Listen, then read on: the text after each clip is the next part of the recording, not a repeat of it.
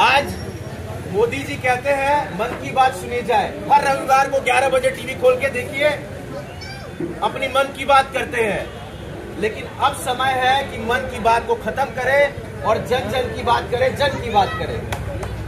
मैं लगातार उत्तर प्रदेश में 40वां जिला है मेरा, लगभग 500 गांव गया, हिंदू भाइयों से, मुसलमान भाइयों से, ब्राह्मण से, क्षत्रिय से, हर एक समाज में गया।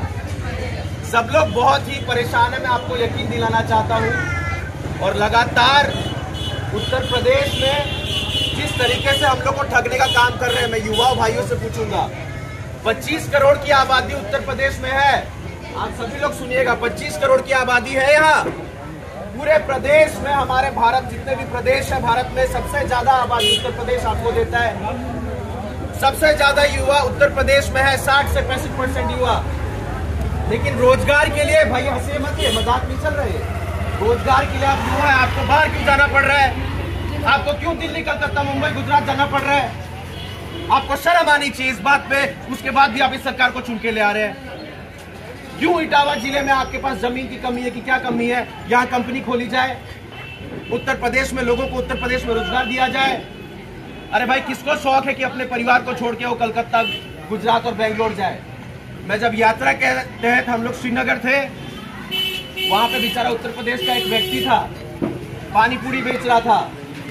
बेचारा सोचिए आप, यहाँ से वो भारत के शीर्ष पे जा रहा है, क्या करने? अपनी रोजगार के लिए, कि भाई उसकी रोजी रोटी चल सके, उसका घर परिवार संभल सके।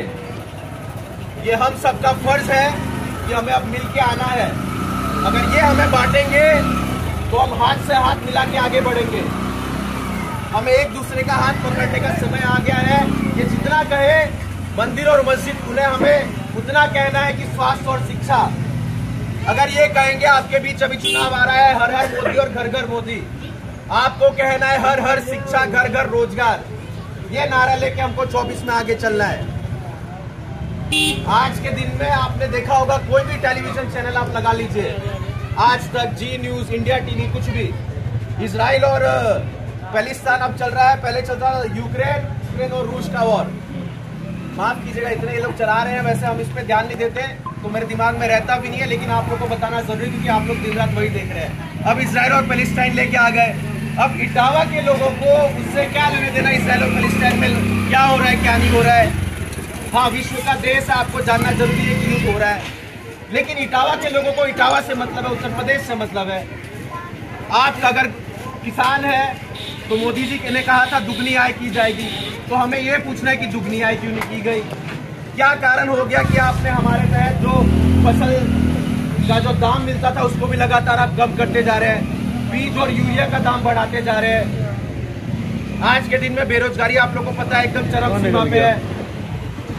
शिक्षा, पहली बार आप लोग ध्यान दीजिएगा, शिक्षा पे 18% टैक्स लगा रहे हैं लोग, जीएसटी लग रहा है। देश जब से आजाद हुआ है, 77 साल देश की आजादी के हो गए हैं, आज दिन तक शिक्षा पे कभी टैक्स नहीं लगा है। प्रदेश में 60% लोग ही साक्षर है, अभी भी 40% लोग साक्षर से दूर है। ऐसे प्रदेश और देश में शिक्षा में कहीं कहीं भी चटाई बिछा के सो गए, इस प्रकार से किसी ने खाना दे दिया तो खा लिया। हम सब आपस में एक दूसरे को प्रोत्साहन करते थे कि भाई हमें ये कठिनाई सह लेंगे, लेकिन देश अगर नीलाम हो जाएगा इन मोदी और अडानी और अंबानी और अमित शाह के, तो हम नहीं सह पाएंगे, क्योंकि ये देश क्रांतिकारी देश है। जैसा हमारे भाई ने कहा, बागी बनने का समय है, तो ये देश ही बागियों का है। आज हम आजाद होके बैठे हैं। जो वरिष्ठ यहाँ बुजुर्ग है हमारे, उनसे मैं पूछना भी चाहूंगा और चाहूंगा वो सब बताए युवाओं को भी कि ये देश भगत सिंह का देश है, जो सिख से कम्युनिटी से आते थे, अशफाक उल्लाह खान मुसलमान थे, चंद्रशेखर ब्राह्मण हिंदू थे, सब मिले तब जाके देश आजाद हुआ। 200 साल तक उन्होंने गुलामी की हम पे अंग्रेजों ने, आप मानिए। तो बात करते हैं, शुरुआत करता हूं मैं सीधा मुद्दे पे, भारत जोड़ो यात्रा की। जब 7 सितंबर 2022 से यात्रा की शुरुआत हुई थी कन्याकुमारी से, जो हमारे भारत के मानचित्र में सबसे दक्षिण में नीचे आता है, समंदर के किनारे आता है, वहां से शुरुआत हुई थी। और जब शुरुआत हुई थी तो राहुल गांधी जी द्वारा ये कहा गया था कि हम पूरे भारत में मोहब्बत का पैगाम लेके चले हैं और उस पैगाम को शहर शहर, जिले जिले, प्रदेश प्रदेश, पूरे देश में फैलाने का काम करेंगे। इसी के साथ हम भारत का तिरंगा लेके कन्याकुमारी से चले थे और ये यात्रा 12 राज्य, भारत के 12 राज्य, मैं यादव की बात करता हूँ, मैं ब्राह्मण की बात करता हूँ, मैं ठाकुर की बात करता हूँ, मैं कुर्मी की बात करता हूँ, मैं लोधी समाज की बात करता हूँ।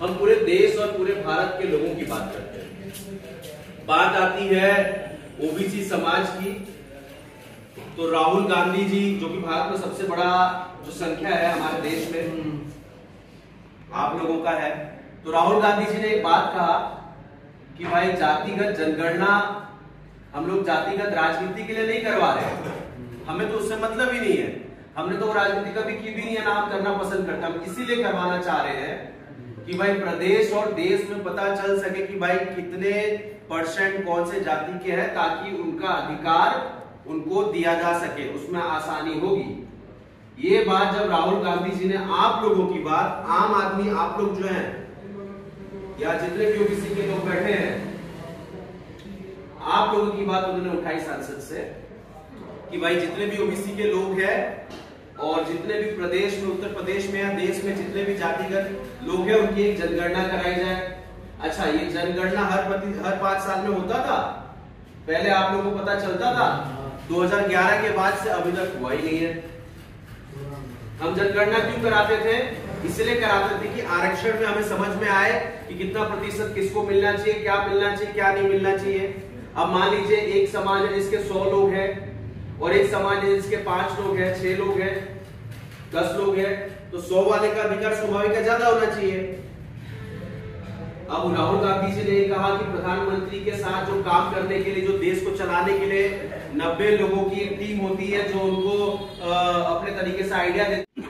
बीजेपी सरकार द्वारा जो लगातार आप लोगों को जिस तरीके से दबाया जा रहा है, जो मूलभूत सुविधाएं होती है, मूलभूत सुविधाएं में बात की जाए तो 3 चीजें गिन लीजिए आप। सबसे पहले जब एक बालक जब पैदा होता है, बाबूजी आप लोग बताइएगा, आपके बच्चे जब पैदा होते हैं आप क्या सोचते हैं? मैं इनको सबसे अच्छी शिक्षा दूंगा। सबसे पहला दिमाग में यही प्रश्न आता है भाई साहब कि मेरा खाने पीने की अगर कमी हो, मेरे कपड़े लत्ते की कमी हो, मेरे घर में अगर कोई चीज की भी कमी हो, हम सह लेंगे। मियां बीवी ये सोचते हैं सबसे पहले हमारे बच्चे को साक्षर किया जाए, अच्छी शिक्षा दी जाए। तो सबसे जरूरी चीज होता है शिक्षा। शिक्षा के बाद जब युवा बड़ा होता है तो उसको क्या चाहिए? रोजगार। रोजगार चाहिए ना। तो दूसरी सबसे बड़ी चीज है वो है रोजगार। और रोजगार के बाद जब बड़े बूढ़े हमारे घर में होते हैं या कोई समस्या हो जाती है 40-50 के बाद, जब लोग उम्रदार हो जाते हैं, उनको चाहिए चिकित्सालय।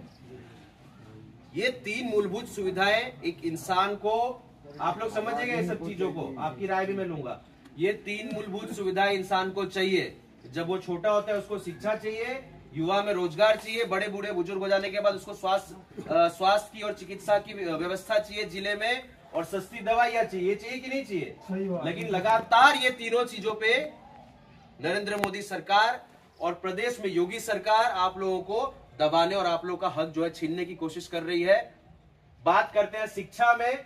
77 साल देश की आजादी के हो गए हैं। 1947 से बात की जाए तो पहली बार भारत में शिक्षा पे टैक्स लग रहा है। 18% ये सरकार जीएसटी ले रही है शिक्षा पे। जिस प्रदेश में आज के दिन में, उत्तर प्रदेश में आप लोग के मैं बताना चाहूंगा, लगभग 40वां जिला है ये मेरा, इटावा। 500 गांव करीब करीब में घुमाया हूं, 100 से ऊपर दिन हो चुका है। उत्तर प्रदेश में आज भी 60-65% लोग साक्षर हैं, पढ़े लिखे हैं। आप समझिएगा ये चीज को। अभी भी 30-35-40% लोग जो है साक्षरता से दूर है। तो ऐसे प्रदेश में शिक्षा सस्ती होनी चाहिए, महंगी होनी चाहिए? सस्ती होनी चाहिए ना। लोग पढ़ क्यों नहीं पा रहे? क्योंकि मैं पूछता हूँ गांव में क्या समस्या है। मैंने देखा 8वीं पास किया हुआ लड़का घूम रहा है, बिटिया घूम रही है। उनके पिताजी से मैं मिलता हूँ, पूछता हूँ क्यों आप नहीं पढ़ा पा रहे? वो बोलते क्या करे बेटा, हमारे खेती किसानी के लिए कोई नहीं है, हमारे पास पैसा नहीं है। अगर हमारा लड़का खेत में जाएगा नहीं, वहां काम नहीं करेगा तो हम खा नहीं पाएंगे, तो अपने बेटे को कैसे पढ़ाएंगे?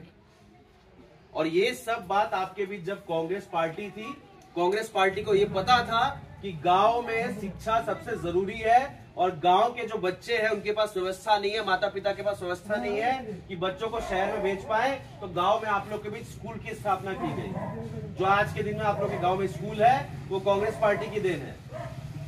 भले ही उस स्कूल को किस तरीके से चल रही है नहीं चल रही है वो अलग बात है, जो भी तत्काल की सरकार है उसका एक काम होता है। लेकिन 2017 से बाद से शिक्षा मित्र की भर्ती नहीं हुई है। लगातार शिक्षा मित्र की कमी हो रही है। गांव घर में स्कूलों में शिक्षा के लिए जो टीचर है लगातार घटते जा रहे हैं। तो ये कांग्रेस की सोच थी कि 5वीं तक का बच्चा होगा वो गांव में पढ़ लेगा, अगर वो शहर नहीं जा पाएगा तो कम से कम उसको शिक्षा तो मिलेगी। अच्छा, उसके बाद क्या किया गया? 1984 में, आप लोग ध्यान दीजिएगा, राजीव गांधी जी प्रधानमंत्री थे। उन्होंने आप लोग के बीच नवोदय विद्यालय लेके आया था। आप लोगों ने नाम सुना है? नवोदय विद्यालय सुना है आप लोगों ने? युवाओं ने सुना है आप लोगों ने? नवोदय विद्यालय आज से 40 साल पहले, आप सोचिए विचारधारा कांग्रेस की, थोड़े मन से और दिमाग से। ये पार्टी ऐसी है जो आज से 40 साल पहले आप लोग के बीच समझ गए कि शिक्षा की जरूरत है, तभी प्रदेश और देश आगे बढ़ेगा। और आप लोग के बीच नवोदय विद्यालय की स्थापना की गई।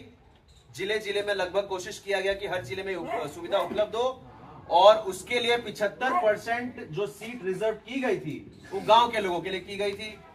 कि गांव के लोगों से, जो गांव से जो आता है, किसान का जो बेटा है, मजदूर का जो बेटा है, पिछड़े वर्ग से जो आता है, हमारे समाज के थोड़े उस तबके से आता है, उसको हम पहला सीट देंगे।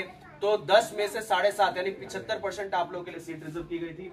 उसमें 6वीं से 12वीं तक के लिए मुफ्त शिक्षा, शिक्षा के साथ साथ मुफ्त कपड़ा, मुफ्त किताबें, अगर जो दूर से आ रहा है उसके लिए रहने खाने पीने की व्यवस्था।